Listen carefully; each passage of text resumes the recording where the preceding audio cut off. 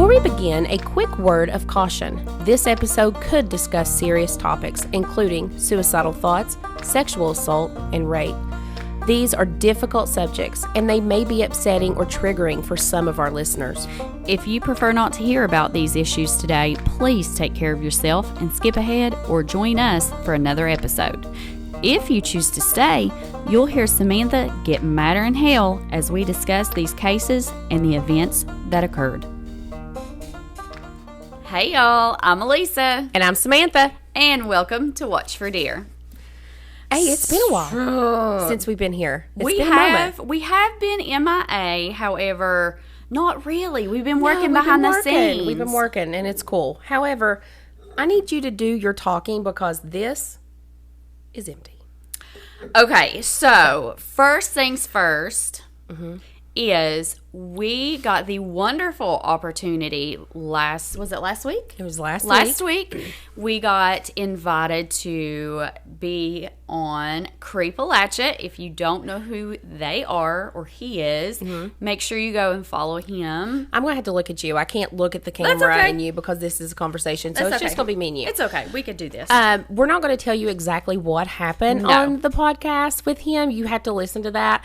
But we got to listen to it early. It doesn't drop it drops on November 17th, and it'll be a YouTube video. And Elisa, I have laughed because we recorded for so long. 3 hours. It's a long one. I forgot what we had talked about. And I wish that we could talk about it here. And maybe one of these days we will, but you'll get to hear it. You'll get to hear it soon. Anyways, it is hilarious. It is. We had a blast. JD was awesome. JD is awesome. We can't wait. He's already invited us back to come and record again. We get to record again. We get to come back. So thank you so much, JD. We're and the so only excited. way I'm going back is if it's not snowing. You are not going to get my hind end up in Beckley and snowed in, especially with you all wanting to chase the devil or whatever it is that you all are doing.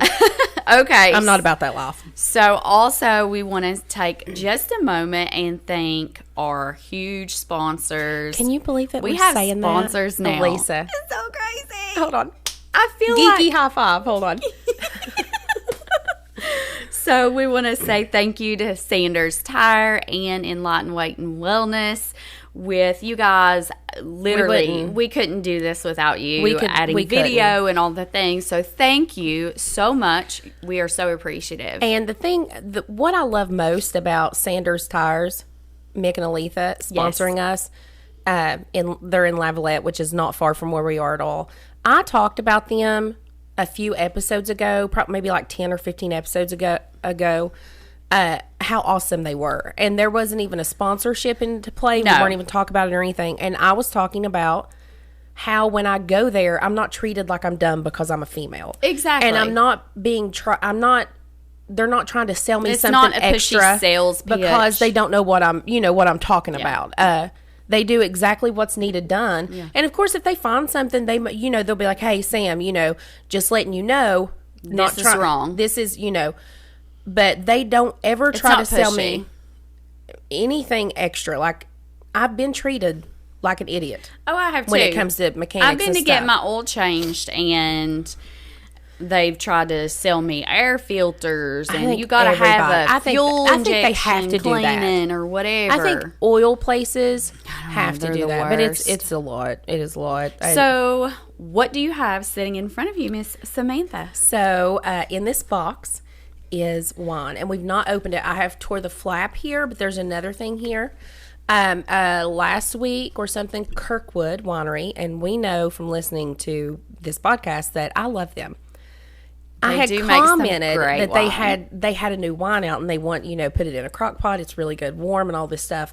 And I tagged Elisa in it in our podcast, and I was like, we are definitely going to try this. Absolutely. That's not what I meant to do. You went like this and then coughed. Well, I meant to say excuse me, and then I coughed. I coughed into Mike's face. Welcome to Watch for Deer. So, I commented on there. Oh, you can guarantee that we're going to be trying this on the podcast. Well, Elisa gets an email, and they wanted to gift us a bottle of it. Yes, to try. I'm so excited. Is this a PR package? I don't know if it is or not because I don't really know what a PR package is. However, I do know that Kirkwood Winery sent us a bottle of wine for free, and we are getting ready to try it now. And because they sell my strawberry wine, it's my favorite. Yeah, it's good. It is a really good wine. And we love that it's a West Virginia-based winery. Okay. We love that. So let's go. Let's open this sucker up and get the wine flowing and get the story going. So here we go. Because I got a really good one for you today. Hold on. Oh, my God. Lisa, I can't get this out. Just rip the box. It's like Christmas. You don't need to save it. Wait a minute. There's 2 bottles. There's not one. There's 2. Hold on. Hold on. We're just going to throw this. I'll pick that up in a minute. I can't get it out. Oh, here it goes. Here it goes. Oh, my God. Look here. Insert bottles. In the floor. In the floor. We'll pick it up later. So, we've also had this in the freezer to chill. To chill. We did not. I'm going to need you to do something, ma'am. You're not doing it. You're just sitting there. I do everything. I know, but I think you can handle the wine. I'm weak. Princess. I'm afraid that I'm going to do this in the Hulk it, and it's going to... Oh, that was... Oh, gosh. Look at it. Now, grab that one. Oh, did they send a bottle each? They sent 2 bottles. I love them. They know us well. So in front of you, we have 2 so cool. bottles of spiced wine. I'm so excited. Thank you. Thank you guys so much. Where's our wine opener? Hold on. I think it's over here on the table. You would surely thought it would be far from us. I wouldn't think. It would have to be here somewhere. So awesome. I can't wait. So they did say that this is really good in like a crock pot and to drink it warm, which we'll do a cold testing, and then maybe next time we will heat it up. Move your hand, ma'am. I know exactly what I'm doing. Oh, I can't wait. I'm so excited. I'm excited. I am excited. I'm excited. I'm excited for us. I'm excited. I actually cannot wait to tell you what Scott said this morning. I'm trying to get this, I swear. What are you trying to get? My Y splitter's being hateful. I'm so excited to try this. The last we had a wine sent to us from a friend from Georgia. No. Oh, ma'am. Come on. Miss ma'am. I didn't turn my ringer off. It's okay. It's cool. Sorry, sis. Yep. That was mine. Sorry, sis. We are recording. Yep. We're recording. Hold on. Anyways, I forgot what I was going to say. The friend that sent us the Deer Creek was It was spiced. delicious. Yeah. And so when I saw that Kirkwood had made one, boy, was I'm afraid I'm going to punch you in the face. Stand back. I always close this eye because I only have one good one. I'm afraid I'll screw this other one up. This is a little dangerous. It's not dangerous. It's not like champagne. It don't pop. All right. There you go. I'm so excited. Let's go. I'm so excited. I just can't hide it. Okay. Back at it. Let me get my seat. Okay. Here we go. Okay. Are you ready? The pour. I really need this to be as good as what I think it's going to be. Hold on. We got to talk about the alcohol content and everything in it first. I'm going to sniff I'm it a while you're talking. heavy-handed pour. 11% by volume. Oh. Okay, and it says on here, Wine Festival, 3rd weekend in September. I think we may need to do that. It's in Summersville, West Virginia. Okay, let's put it to the Oh, side. that smells really, really good. Does it? Oh, yeah.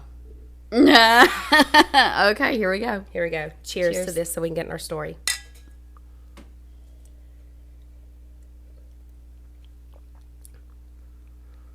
Oh. It tastes like apple juice. I know why they sent 2 bottles, because one ain't going to make it through an episode. It tastes like apple juice. You know what? I can agree with you. Oh my gosh. This is going to be delicious. Heat it up on Absolutely. a cold, like put in a crock pot on a cold day. No, on a cold night in front of a bonfire. Let's go. Fire pit. It's so good. At least that's so good. You need to not chug, ma'am. That's 11% alcohol. I can't help it. It's delicious. Go grab you a bottle of Kirkwood. I have yet to have a bottle of wine of theirs that was not fantastic. I actually like that better than the Deer Creek. Sorry, Deer Creek. It's good. Theirs is a little bit more... I tell you what's dangerous about this. You can't tell there's alcohol in it. So you got to be careful when you drink a wine, especially a wine that's this good. Yeah. Girls, I'm going to need you to buy this, and then let's talk about it.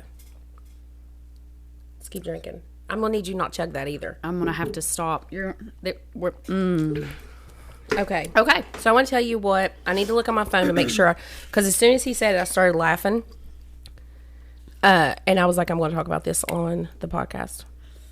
Hold on. Okay. Scotty has been very sick. Since Friday night, we went out to Rocco's for dinner. And when we got back, we went to the paddock to play pool. There was a bunch of us. Anyways, he got sick. And he was like, let's go. I don't feel good. Well, we got home. He puked all evening. And it wasn't because of Rocco's. He's got stomach virus. Right. He puked all evening. And then he vomited half the night. All day yesterday he was sick, and he's been sick this morning. He's got a really bad stomach virus. Well, he slept in the recliner last night, and he told me, he was like, I'm not going to come to bed. I'm going to sleep in the recliner. Well, I have a dog. His name's Teddy. We call him Teddy Bear. He's named after Teddifer. He's named after Theodore Roosevelt. Well, anyways, Teddy sleeps with me every night, and Teddy sleeps at my head. My pillow's here, right? And Teddy sleeps with his body this way and his head here. Scott sleeps on this side of me. And Teddy will get comfortable in the middle of the night, and he will roll over on his back, right? Like you know how dogs are. He's just on his back. Living their best life. He's living his best life. Living their best life. Well, sometimes in the night, Teddy Bear will scooch down a little bit, just wallowing and all this stuff. And sometimes Scotty wakes up, and he's very upset because he wakes up and Teddy's testicles are right on his face. And Scott gets mad. I'd be upset if I woke up to a ball sack in my face. Yeah, too. he was really, he gets really mad about it. And I kind of laugh because, just imagine my little teddy bear's, testicles in Scotty's face and even trying to sleep. And it's funny. Well, this morning I tell Scott, I'm like, me and Teddy Bear slept so good. He slept on your pillow all night, he covered up. Me and him buggled, snuggled up. And Scott's like, well, I'm surprised he... Scott's like, I'm surprised he could sleep at all without my breath on his nuts. And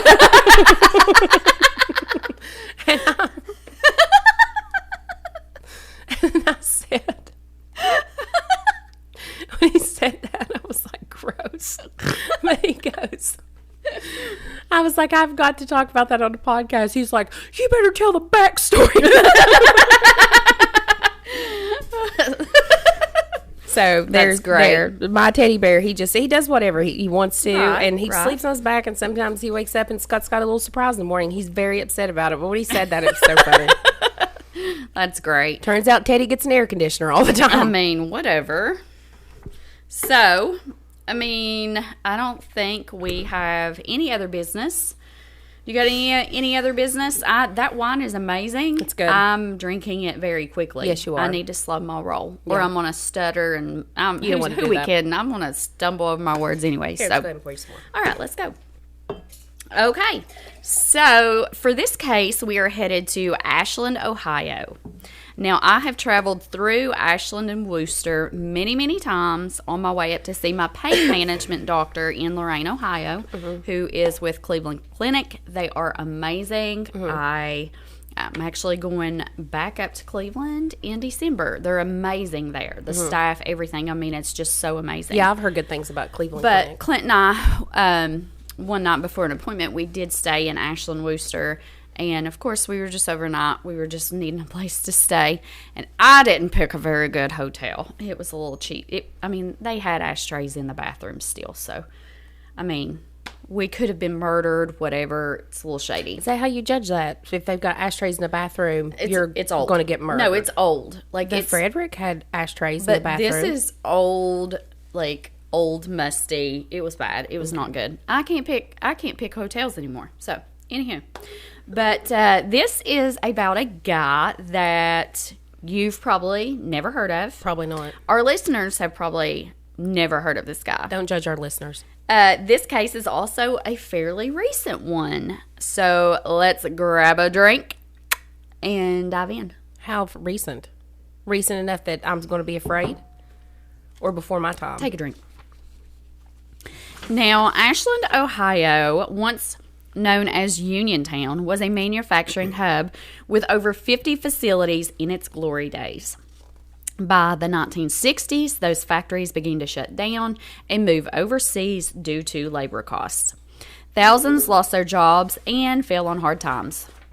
To set the scene, It's not her house. She don't care. I don't live here. To set the scene, we have an old manufacturing town that had fallen on hard times and a lot of vacant buildings. Oh, speaking of that, did you hear that the steel mill's closing? They're losing 100 jobs. The melt shop? The melt shop is shutting down. Yeah, 100 jobs. See, that's the really sad part with technology and technological advancements is when that happens, jobs are... Well, I had seen somewhere or read somewhere or maybe in a PD, a professional development that they'd done at school. But the jobs that our children will need that are in elementary school now, the jobs that they will need to be trained for, most of them don't even exist right now. Really? Most of those jobs don't even exist right now. Isn't that crazy? Yeah. That's... How do you train somebody for a job that doesn't exist? I don't know. It's AI, it's computers, it's all of that, all of those things. I could totally have AI write my stories, but what's the fun in that? There's no fun in that. There's no fun I will in have that. AI check stuff. Like I'll check stuff, but now you have to check AI too, because a lot of the times I'll just ask it a question and it'll say something and I'm like, and that's it's not wrong. Right. Yeah. So AI's great, but it's not. Now, I have used AI to do like a summary of like an episode sometimes when I have like writer's block and I can't come up with a catchy little phrase or something. I'll use AI, and most of the time I'll take bits and pieces of it and just kind of create my own because I don't like just copy and paste. So. Right. Okay, go ahead. I'm sorry. So, on a dark September morning in 2016, a 911 dispatcher, Sarah Miller, received a call. I've been abducted. Ew. Please hurry. Why are you whispering like that? Because she had to whisper. Oh, God. When she called 911, she had to whisper. The caller was talking very softly, and the dispatcher couldn't even get an address. The only information the caller was able to give was that she was being held in one of the two houses across from the 4th Street laundromat. Upon arrival, the officers stealthily stalked around the two buildings, trying to determine, without alarming the suspect, which house she was located in. Now, all the doors on both houses were locked. After a few minutes, the officers, not really finding anything alarming, they started to turn around and head back to their cruisers when Officer Dorsey had a gut feeling. Dorsey goes back around and continues to search for a way in. Now at the rear door, he tries and opens a screen door. But the big wood door behind it was locked. When the dispatcher stated, the caller said she could hear the officer at the door. So she has been abducted. She is in this vacant home. She can hear the police officer rattling the door handle. Okay. So close to freedom. Okay? Yeah. She tells the dispatcher that she's at the side, so he walks around, and he can see her hand up on the window pane. The door was locked, and it took some coaxing, but finally, the dispatcher was able to convince her to slip over top of her abductor and unlock the door. Did she kill him? So she slips out of bed. She's laying beside him. Oh, he's asleep. He's asleep. I hate that I smiled like that when I was like, did she kill him? Slips over top of him and unlocks the door. Okay. There she was, standing nude with bruises and sheer terror on her face. After a few seconds, Officer Dorsey was able to convince her to walk towards him and towards her freedom. She was so... What was her name? Just wait. I was going to say, this doesn't sound... Just wait. Just hold on. This doesn't sound so foreign to me. Once secured, the officers entered the home and was faced with a putrid smell. They then convened to the bedroom in which the victim came from, and they could see a man lying face down on a mattress. "Put your hands up and don't effing move." Ooh. The suspect complied, and he was apprehended. The end. No. Having seen Shawn... So, having seen Shawn as something of an older...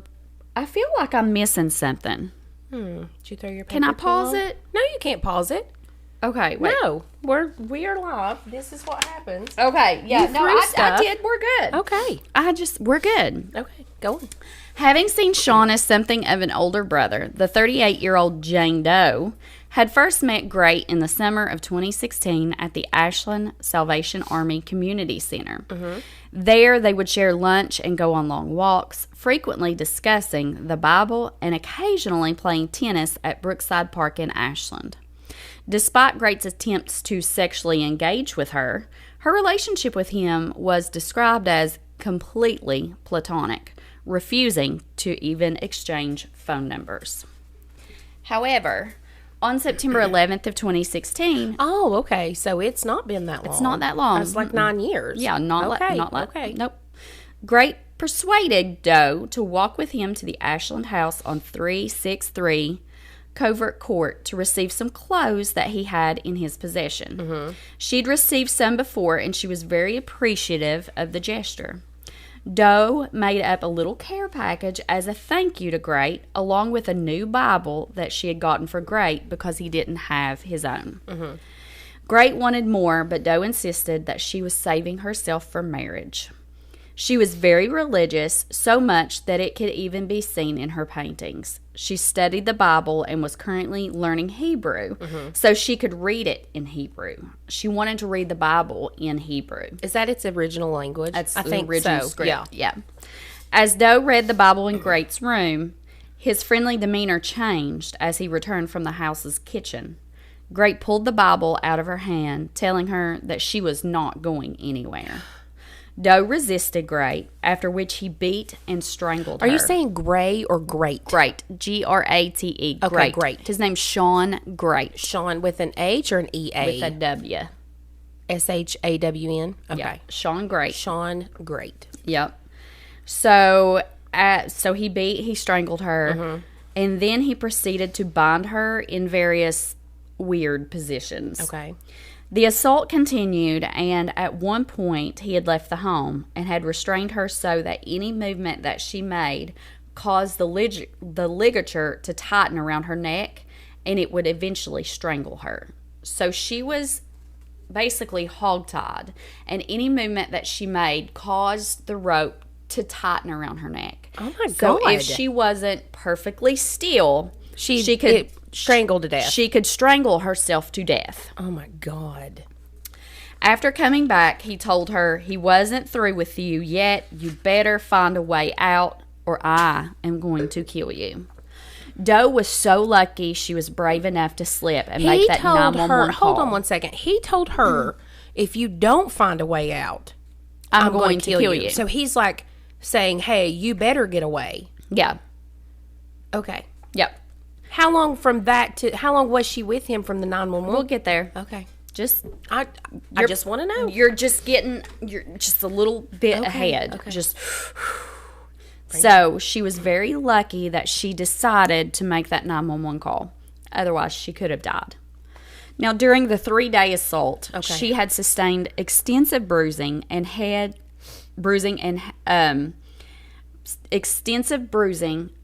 on her head and her sexual areas. She was bleeding from the vagina. She said she'd been sexually assaulted by Grate in every way imaginable. At one point... No. Just skip it. I don't want to hear it. At one point, she just recalled don't. he even put makeup on her and posed her and took pictures. That's not what I thought. I mean, that's still just as bad. I don't know. At Your this mind point, was going crazy. I don't know why I sat here and let you do this. Because you enjoy Keep showing up. the torment. No, I do not. Now, on numerous occasions, he would choke her, and at one point she pleaded with him, "I can't do this anymore, just kill me." Oh. During the assault, Grate had also shaved a heart shape into her pubic hair. Why are you telling me Which this? was removed following an examination by a sexual assault forensic examiner.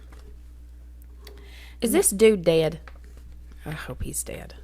I What hope he's so dead. officers found when securing the property were 2 dead bodies. Oh my God. And the suspect would lead them to a third. How far is this from where we're at right now? Did you say Ashland, Ohio? Ashland and Worcester is 3 hours to Columbus. 4 hours, 4.5 hours. I'm looking it up right now. Probably. Because you would have thought, so I've never heard of this. I thought that this sounded I'd say 4.5. 4 hours. 4 hours. I was going to say it's about an hour north of Columbus. What are you doing, news media around here, not covering this type of stuff? Maybe they did. Maybe it was just not that I wasn't watching it. I just think that I would have heard of this. Go on. I'm mad now. Well, like I said, I stumbled on this.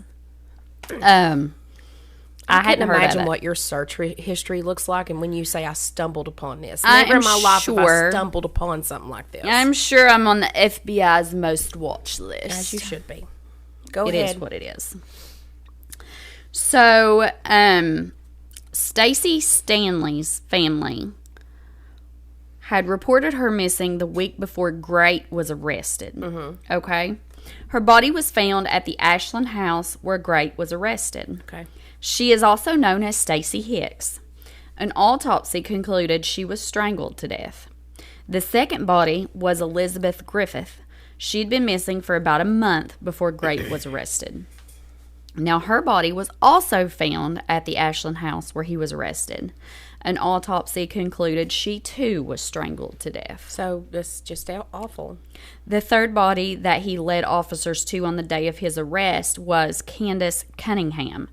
Cunningham was 29 years old and believed she had found the perfect guy when she met Grate.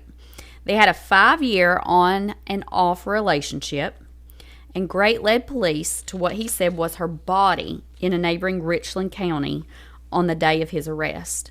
Police found the body behind a house that had burnt down. He had confessed to killing her in June of 2016, but not before she endured 3 days of torture. Grate had described her as a problem. So, who was Shawn Michael Grate? He was born in Marion, Ohio on August 8th of 1976 to Terry Grate and Teresa McFarland. Don't you go there a lot for work? Marion? No, I was thinking of Marietta. No. He was said to have lived a pretty normal life. He played softball. He played football in his backyard. He was very social with the neighborhood children. Nothing out of the ordinary. Yeah. Now, in school, Grate was said to have had many problems and was held back for kindergarten and the first grade of his education. Mm-hmm. Despite these problems, he was said to be very charming. He had big blue eyes and blonde hair, and he was irresistible.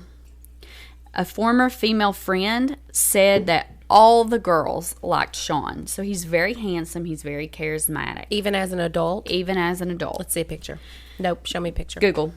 No. Hold on before you go anymore. I will be the judge of this handsomeness. Google. Shawn Michael Grate. No, I will not be able to find him in because maps. I need to. Shawn Michael. No. Grate. Grate. Grate. I got it. Grate. Willow. Willow. Shawn Michael is an American serial killer. Okay, right here. No, he's not. Nope. He looks crazy. He looks crazy He's to got me. them crazy eyes. He looks crazy.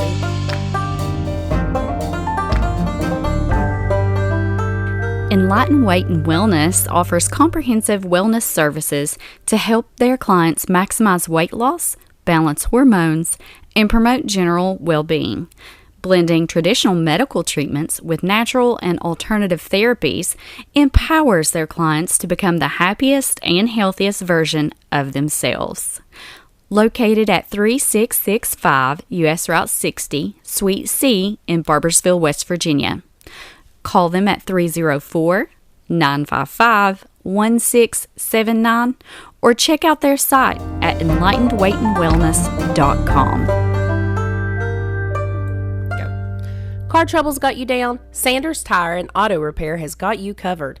Engine repair, transmissions, alignments, diagnostics, suspension fixes, welding, wheel straightening. These folks do it all. And fast.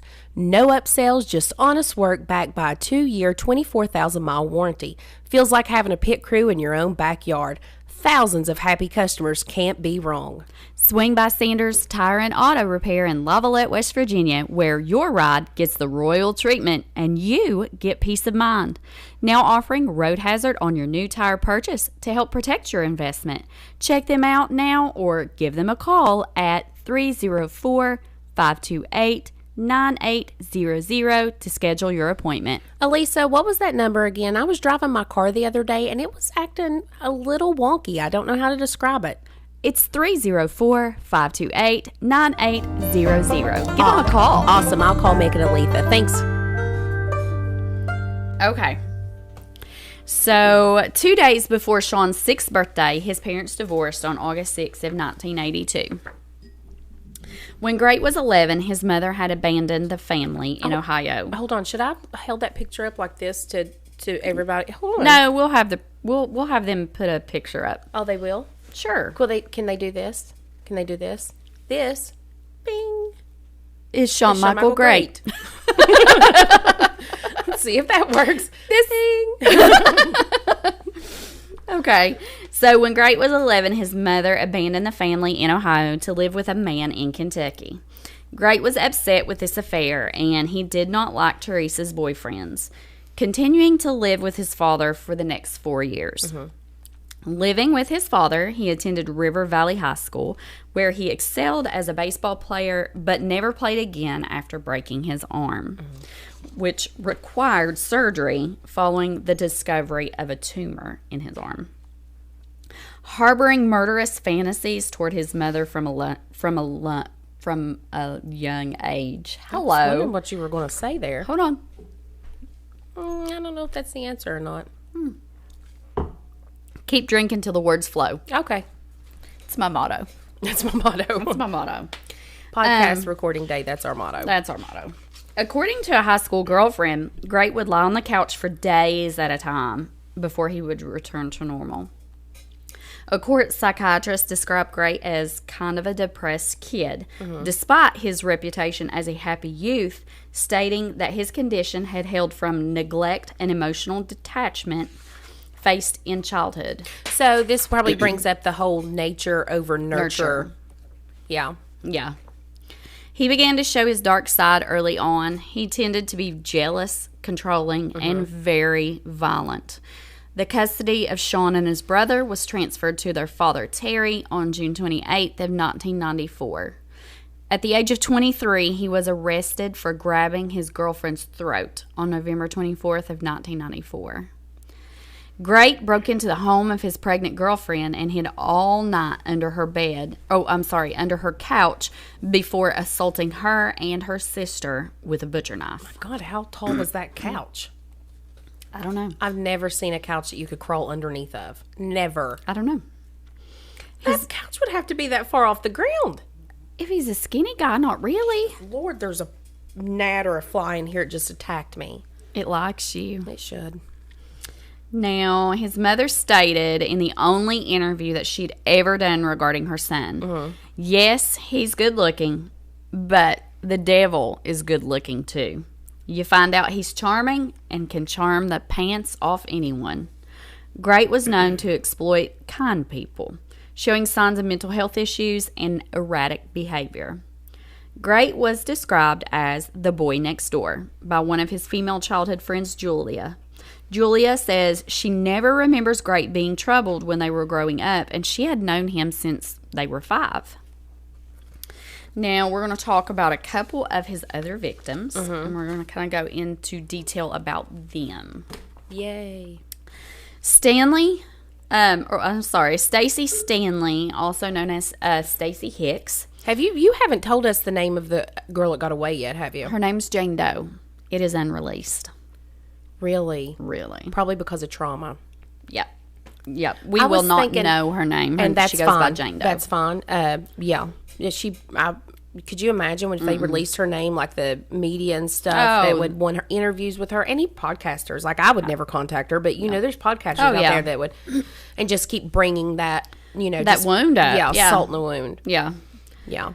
So, Stanley's family had reported her missing the week before Grate was arrested. Her body was found at the Ashland house where Grate had been arrested, where they found Jane Doe. She was also known as Stacy Hicks. Grate claimed he met her when walking to a gas station, and on the way back, he noticed she had a flat tire. He ended up getting her to come back to the house, and he said they began kissing around, and then she tried to act all innocent, he said. He said he flipped and forced her to do sexual acts, and then he snapped and he strangled her. He said it was like she had been sent to him from God or the devil. He wasn't sure. An autopsy concluded she was strangled to death. Now, Elizabeth Griffith had been missing for about a month before Grate was arrested. Jane Doe and Griffith had lived in the same apartment building. Grate had become acquainted with Griffith, and he said that they frequently hung out together. One night, she couldn't sleep and called Grate to come over and play cards. She began talking bad about Jane Doe, and at one point, Griffith began sobbing. It made me want to smack her in the mouth, he said. It was then Griffith mentioned to Grate that she wished she was dead. Grate said, well, I'm not going to marry her, and I don't see anyone else marrying her. She is just going to be miserable all her life. Talking about Jane Doe or talking about this girl? Elizabeth. Okay. Elizabeth said, so Elizabeth was depressed, and she was talking bad about Jane Doe. She was jealous. She was jealous. Okay. She was talking about Jane Doe, talking badly about Jane Doe. At the time, of course, Grate had not abducted Jane Doe, so this was prior. This is just a friendship. This is just an acquaintance. Gotcha. They know, in the building, and she started talking bad about her, and I guess she kind of talked like she had suicidal ideations. And his thought was, well, I'm not going to marry her. I don't see anyone else marrying her. She's just going to be miserable all her life. I'll free her. I'll sacrifice my life for her. He just kept justifying the murder as him being like a martyr. She didn't want to live, so he took care of that for her. No, like he was doing her a favor. Like he'd done her a favor, yeah. Thank you, douchebag. Yeah. The book I read, and I'll cite my sources at the end, I read 2 of them, and one of them was actually written by the officer who interviewed him. Oh, yeah? Yeah. So she was talking about the investigation and all of the, interrogations and stuff. And man, this guy's a douche. He's such a douche. Well, when the first thing you said, or I don't even know what you said, but one of the things when you described him, everybody was like, oh, he was good looking and all this stuff.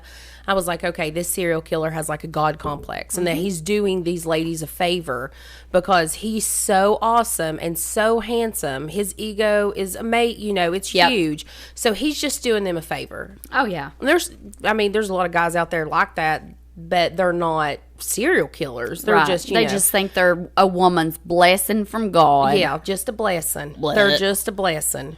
Blah. Now, her body was found at the Ashland house where Grate was arrested.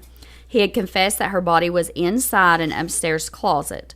An autopsy concluded she was strangled to death. How did people not smell? I would think that if you had a body in your house, 2 bodies in your house, that smell is going to linger. Well, the cops said when they walked in, they could smell a putrid smell. I don't know this. I don't know. I know when they found the bodies, the body in the closet that they found, the officers had talked about they had to dig through the closet, and it had cans of Lysol, it had air fresheners, and they had to dig the body out.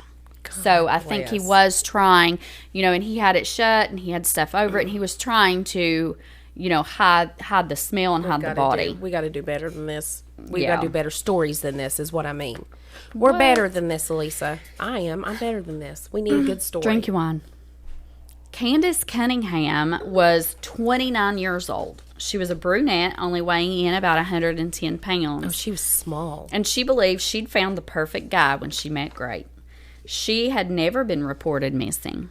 Grate stated they had a 5-year on and off again relationship, and Grate led police to what he said was Cunningham's body in Richland County on the day of his arrest. On the day of his arrest, confessing to Officer Kim Major. Grate had told the officers, when they pulled up to the area, to just follow the flies. Police found the body behind a house that had burned down after Grate had drawn a map of where he had buried her. The officer had asked him if Grate would take them to her, and he replied, "It'll be easy to find. You could just follow the flies." That was a direct quote. He talked about it just like you would, talk about a missing animal carcass. Like, explain to me. I got the dry lips. Explain to me why she was never. Why was she never reported missing? I don't know. What's that about? I don't know. Oh, I don't know either. So he confessed to killing her in June of 2016, but not before she endured 3 days of torture.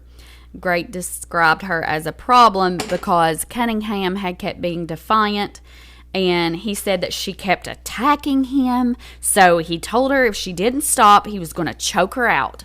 So I did.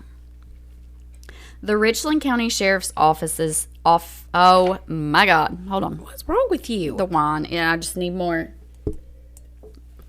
I don't know what to. It's not like you've had that much.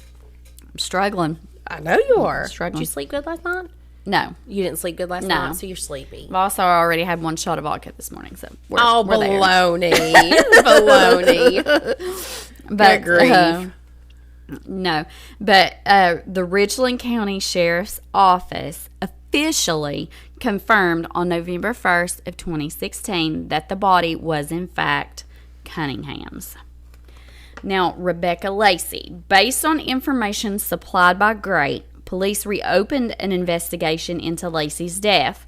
Her body had been found in March of 2015, and her death was originally ruled an overdose. Grate says that he strangled her after she stole $4 from him from his place of work. It doesn't matter that she was a prostitute or whatever she done. She lost her life over $4. I'm confused. Was she a prostitute? Yes. Oh, I don't know. Why would you say that? Why did I say a prostitute? Why did you say that? I don't know. Well, you said her place of work. We haven't even mentioned. What is his place of work? His place of work. He had various odd jobs. Like nothing. Were any of them pimp? I mean, maybe. Why would you say that? I don't know why I said prostitute, okay? My ears are sweating. Sweating ears. Dana Lowry. Where we at? Right here. You ain't even got your glasses on. You ain't going to do no better. Yes, I am. I can do this. Where we at? Dana Lowry. Oh. Grate claims to have killed another woman who was found dead in Marion County, Ohio in 2006 and remained unidentified for 13 years. Grate stated he believed her name was Dana. In January of 2018, isotope analysis indicated she was likely from the southern United States. The victim was identified in June 2019 by DNA Doe Project as Dana Nicole Lowry, 23, of Minden, Louisiana. At the time of her death, Lowry had 2 daughters, aged 1 and 5, and was separated from their father. Oh, that's sad. That is really sad. Mm-hmm. Shawn Grate was convicted and sentenced to death. Nice. I like this. Keep reading. Shawn Grate was convicted and sentenced to death for the murders won't of like when he escapes. 2 women in Ashland, Ohio. Grate faced a wide array of charges, including aggravated murder, 3 counts, kidnapping, 4 counts, rape, 4 counts, abuse of a corpse, 4 count, aggravated robbery, burglary, and tampering with evidence. Trial proceedings. His trial took place in Ashland County Court of Common Pleas. I've just never heard of anything like that before. The prosecution presented evidence of Grate's confession, forensic links to the victims, and testimony from the surviving victim, Jane Doe. Grate's defense focused on mental health issues, attempting to argue for not guilty by the reason of insanity, but this was rejected by the court supreme. You mean the Supreme Court? Yes. You wrote the Court Supreme. Yoda. In 2018, Grate was sentenced to death for the murders of Stanley and Griffith, as he should have been. The Ohio Supreme Court unanimously upheld his convictions and death sentence in 2020, rejecting claims of ineffective counsel and trial errors, Court News Ohio. Hold on. Ineffective counsel and trial errors, Court News Ohio? Doesn't make sense. The Ohio Supreme Court unanimously upheld his convictions and death sentence in 2020. Oh, they rejected claims of ineffective counsel and trial errors, says the Court News in Ohio. So basically what happened was he tried to appeal or whatever, and based on his sentencing, they rejected the claims that he had an ineffective counsel and he wasn't. Yes, he tried to claim. I get what you're saying. Yeah. Grate filed further. See, I have to go like this. Grate filed further appeals, including a petition to the U.S. Supreme Court, which was denied. Grate remains on death row. At Chillicothe Correctional Institute. That's not that far from here either. No, I pass there a lot. His execution, originally scheduled for March 19, 2025, has been delayed due to ongoing appeals. Yep. And there's your... So, tell about that, and then I'll talk about... There's this guy... that I'm gonna say his name because I actually want to do a story on it. He's in South Carolina and he killed a family. I can go ahead and actually tell you the story a little bit for what I know now. Yeah. But he killed a family. I'm not going to tell all of them. But so he gets in there. I can't remember his name because this is just from what I've read so far. I'll go ahead and break it down for you. He actually I think I have his name wrote down. Wait 1 second. But I'm afraid to say his name because what if I'm wrong a little bit because I have nothing to tell the story with. But his name is Stephen Bryant. Stephen Bryant. So he goes to this, he kills a family. He kills a mom, a 5-year-old boy, her son, the dad, and the daughter. He goes in at first, ties the mom up and ties the 5-year-old boy up. And threatens her, and I just actually don't even want to talk about it. He threatens her and all this stuff. The daughter comes home from school. He takes the daughter and assaults her and then kills her. He comes back and tells the mom. Again, this guy's name is Stephen Bryant. He goes back in and tells the mom, he was like, I just, assaulted. He didn't say assaulted. And killed your daughter, and now I'm going to kill your son too. I think he was 5 years old. He takes the little boys. This is going to infuriate you. This is what our justice system does. He takes the little boy and he grabs his neck and does this, but it doesn't kill him because he doesn't know what he's doing. He told the mom, he was like, I'm going to kill your son, but he doesn't know he don't have a clue. But he does kill the son though. Yeah. The dad comes in. He takes a aluminum baseball bat to the dad and kills the dad, or thinks he kills the dad. And the dad gets back up. And I don't know at this point he kills the mom, but I know the dad shot him or stabbed him or something, but then he did retaliate and killed the dad, and then he did kill the mom. So he goes in there and kills this whole family. The whole reason he said that he done this was because he believed, and I don't remember the family's last name, that they had stolen something off of him. It wasn't even them. Wasn't even the right people. Okay, this happened 32 years ago. 32 years ago, he brutally showed up to these people's house. Accidentally murdered an entire family. He killed the whole family, Killed the whole family, children, everything. Killed them, tortured them. He got 32 years on death row, and they just executed him last week. 32 years he got to live. For the appeals and stuff. It's bull. It is such bull. That people people like that get to live for 32 years. Yeah. I get it. You get an appeal or whatever.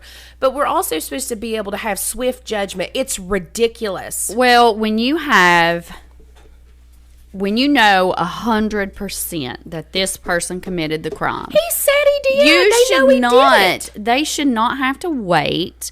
The taxpayers should not have to pay for him to live 32 years. And you think, too, here's the thing about that. You think that you're like, oh, and I don't know. I mean, I'm not saying you or you all or whatever, but I'm just thinking you would not think that it's a ton of money to have one of these inmates and to house them and all that stuff. You wouldn't think that it would cost that much because they don't get like fantastic food and all this, as they should not.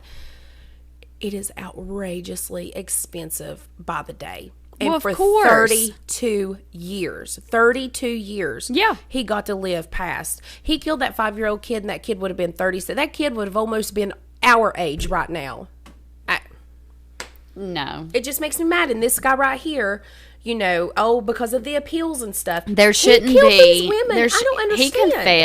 He confessed. There should not be any appeals, period. I know, if he confessed, which they did, again, my source I had some from Wiki, but most of it came from A Hunger to Kill by Kim Major and Lisa Pulitzer.